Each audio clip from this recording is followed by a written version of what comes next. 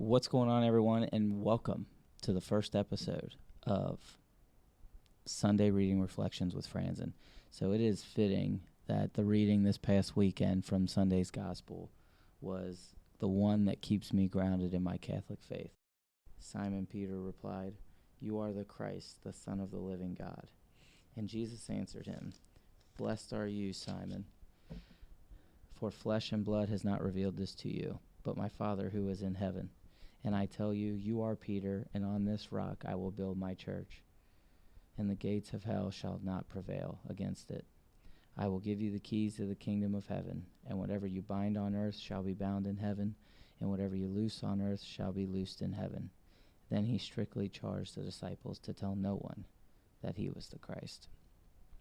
So I was talking to my students today in class about how this reading really kept me grounded in my Catholic faith.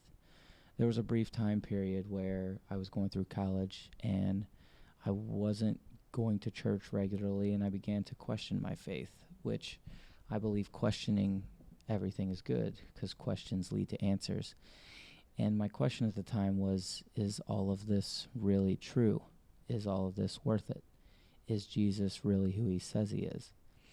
And I started approaching things like a history teacher.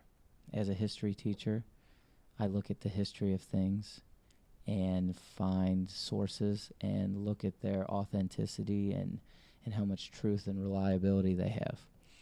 And so when I was looking at this particular aspect of the gospel, it meant everything to me. Because when I looked at a lot of different churches, I would trace their roots back to people.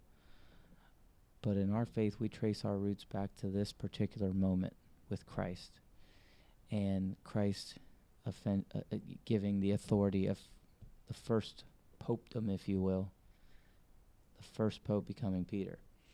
And he gives him authority because he says, whatever you bind on earth shall be bound in heaven, whatever you loose on earth shall be loosed in heaven, and the gates of hell shall not prevail over it. That binding and loosing is the authority being passed down to be able to make decisions, essentially, once Christ ascends into heaven. But if he makes those decisions, it's as if Christ made them. It even says this in the subtext, okay? Chapter 16, verse 19, the kingdom of heaven. Peter has the key to the gates of the city of God. This power is exercised through the church.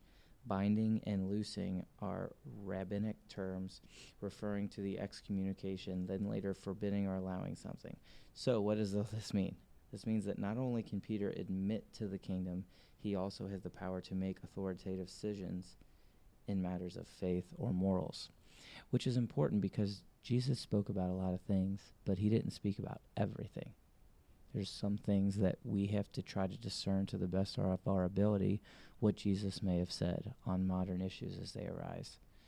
And so this gave Peter the opportunity to extend his leadership, hold councils, have discussions, and discern God's will over tough decisions that have to be made in the church. And he has the authority to make those decisions. And for me, that keeps me grounded in my faith, because from this, we eventually get the teaching of the Eucharist. And so between Peter the rock and the teaching of the Eucharist, you have two really strong foundational principles that keep me grounded in faith. Now, I know there's a lot of other questions that can come from it.